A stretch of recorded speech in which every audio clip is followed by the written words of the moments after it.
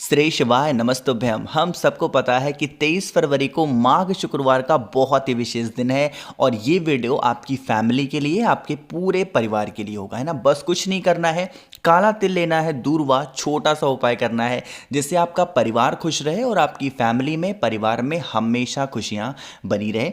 पूज्य गुरु जी की कथा से सुन के बहुत अच्छे से आपको इन सभी उपाय को समझाऊंगा, ठीक है। वीडियो को पूरा देखिएगा ताकि चीज़ें आपको आसानी से समझ में आए और आपको करने में कोई दिक्कत ना हो, ठीक है। चलो, तो सबसे पहले हम लोग बात करते हैं कि हमें कौन कौन सी चीज़ों को लेना है।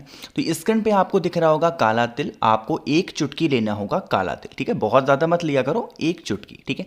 साथ ही साथ यहाँ पे आपको बहुत ही ज़्यादा दूरवा दिख रही होंगी। दूरवा भी आपको नहीं लेनी है, 5 से 7 दूरवा लेना, इससे ज़्यादा मत लेना। जो हरी वाली आती है ना, वही दूरवा लेना, ठीक है। इन दोनों चीज़ों को लेंगे और साथ ही साथ एक तांबे का लोटा लेंगे जिसमें जल भरना है ना।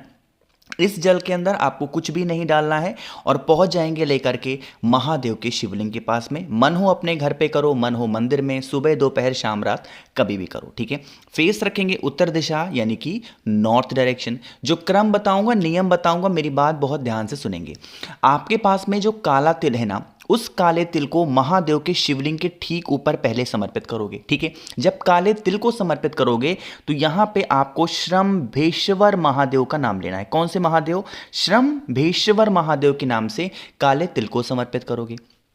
काला तिल समर्पित करने के बाद में जो भी आपके पास में दूरवा है, 5 या फिर 7, उस दूरवा को माता अशोक सुंदरी वाले स्थान पे समर्पित कर देना और इस कामना से समर्पित करना कि हमारी फैमिली में, हमारे परिवार में हमेशा खुशियां बनी रहे, कभी भी किसी को भी हमारे परिवार में कोई भी दिक्कत ना हो। इस तरीके से प्रार्थना करेंगे और जो आपके पास में एक तांबे के लोटे में जल है वो महादेव के शिवलिंग के ऊपर, इसी काले तिल के ऊपर श्री शिवाय नमस्तुभ्यम का ध्यान करके समर्पित करोगे। यहां तक आपको चीजें समझ में आ गई होंगी।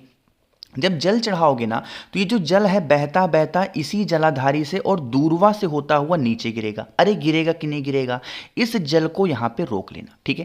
बहुत ज़्यादा मत रोकना, लेकिन थोड़ा सा तो रोकना ही है।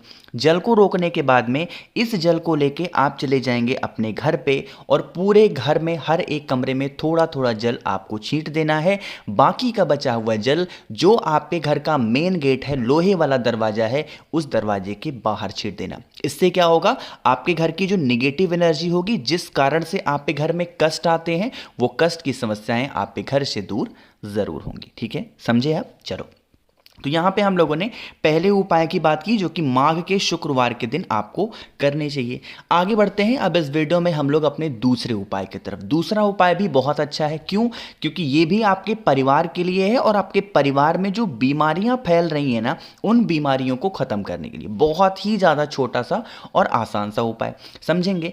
यहाँ पे आपके सामने दिख रही होगी धतूरा।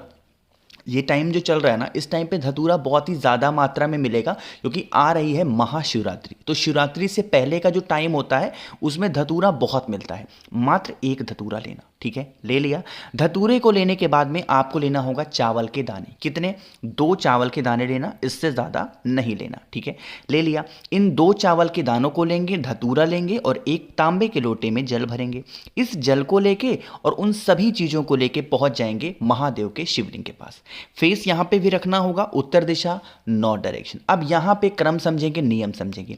हमने हर उपाय में बताया है कि जल आपको बाद में चढ़ाना है, लेकिन इस उपाय में क्या करना है, जल आपको पहले ही महादेव के शिवलिंग के ऊपर कुंद केशवर महादेव के नाम से समर्पित करोगे। कौन से महादेव? कुंद केशवर महादेव के नाम से जल समर्पित करेंगे।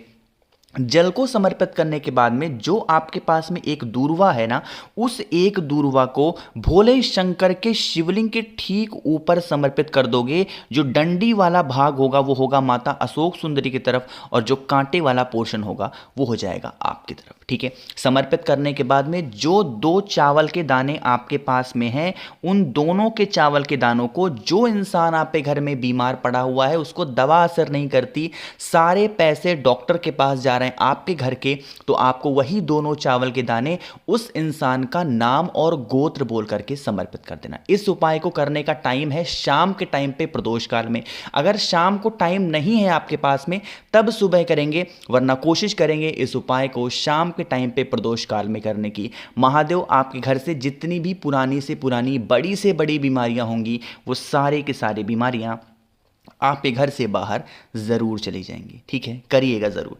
तो यहाँ पे हम लोगों ने दो उपाय की बात की, एक स्पेशल से उपाय की बात करते हैं जो कि इस वीडियो का तीसरा उपाय है। और ये तीसरा उपाय आप सबको करना है क्योंकि यह शुक्रवार को करने वाला सबसे फेमस और सबसे प्रसिद्ध उपाय है। क्या इसके फायदे होंगे सब कुछ बताऊंगा, लेकिन अब एक काम कर दो, और वो है जिसने अभी तक वीडियो को लाइक नहीं किया जल्दी से लाइक करो, और अभी तक सब्सक्राइब अगर नहीं किया, मेरी आवाज़ आप पहली बार सुन रहे हो तो जल्दी से चैनल को सब्सक्राइब करेंगे, है ना। देखो समझेंगे। सबसे पहले बता दूं, इस उपाय को करने के फायदे होंगे धन संपदा के लिए। मां लक्ष्मी का वास आपके घर में नहीं है, बहुत परेशान हो तो शुक्रवार को इस उपाय को करेंगे। क्या करना है, आपको लेने होंगे चावल के दाने। कितने? 108 चावल के दाने, जो कहीं से खंडित ना हो, टूटे हुए ना हो, वो लेंगे। अब 108 चावल के दाने के साथ में आपको लेनी होगी दूर्वा। ठीक है, बहुत ज़्यादा नहीं, लेकिन 5, 7, 10 दूर्वा ले लेना। ठीक है, लिया दूर्वा, हरी वाली दूर्वा लेनी है यहाँ पे।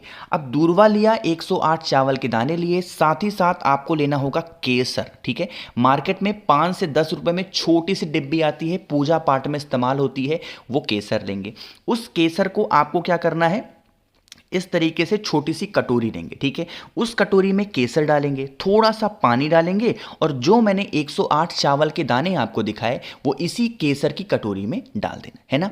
साथ ही साथ एक छोटी सी चीज की आपको जरूरत और होगी, और वो जरूरत है दूध और पानी का मिक्सचर। आपको एक छोटे से पात्र में करना है, ग्लास ले लो, कटोरी ले लो, उसमें दूध और पानी आपस में मिला करके, और उसमें जो मैंने आपको दूर्वा दिखाई है उस दूर्वा को डाल देना। अब करोगे कैसे इस उपाय को समझेंगे। माघ शुक्रवार के दिन शाम के टाइम पे प्रदोष काल में यह उपाय आपको अपने घर पे ही करना है, मंदिर नहीं जाना है। आप सभी लोगों के घर में भगवान लड्डू गोपाल की कोई भी फोटो मूर्ति प्रतिमा होगी, अगर नहीं है भगवान कृष्ण की फोटो मूर्ति प्रतिमा होगी, उनके ऊपर कर सकते हो। ठीक है, सबसे पहले क्रम समझेंगे। जो मैंने आपको केसर की कटोरी बताई है जिसमें 108 चावल के दाने हैं, उन 108 चावल के दानों को एक एक करके माता लक्ष्मी का ध्यान करते हुए आपको इन्हीं के ऊपर डालना होगा, लड्डू गोपाल के ऊपर या फिर भगवान कृष्ण के ऊपर। किसका स्मरण करोगे? आपको स्मरण करना होगा माता लक्ष्मी का। एक एक चावल के दानों को समर्पित करेंगे, केसर के साथ समर्पित करना। ठीक है, जो मैंने आपको दूध वाला पात्र दिखाया जिसमें दूर्वा है, उस दूर्वा से आपको थोड़ा सा ज्यादा मात्रा में 108 बार, आपने 108 चावल चढ़ाया तो 108 बार आपको उसी दूध पानी का छींटा इनके ऊपर भी डाल देना होगा। ठीक है, इतना करने के बाद में आपके पास में लोटे में जो भी दूर्वा दूध बचा हुआ है किसी पेड़ के नीचे डाल देना। इससे हमारे घर में मां लक्ष्मी का वास होना स्टार्ट होता है, और धन संपदा की जो भी कमियां होती हैं घर से धीरे धीरे करके खत्म जरूर होती हैं। ठीक है, करिएगा जरूर।